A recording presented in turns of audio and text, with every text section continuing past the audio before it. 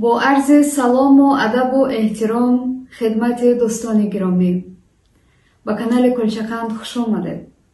بعد تعطیل کلچقند موسم نو را آغاز میکند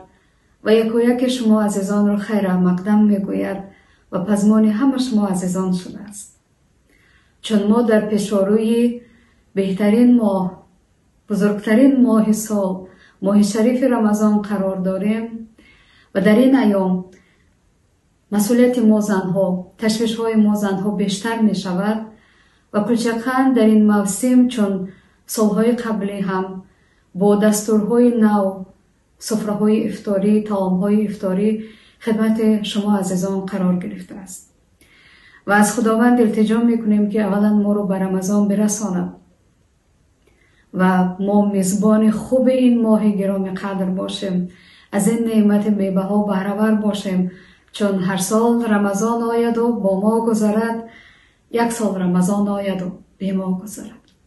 خداوند به این ایام ما را برساند، از این نعمت بهره‌ور کند و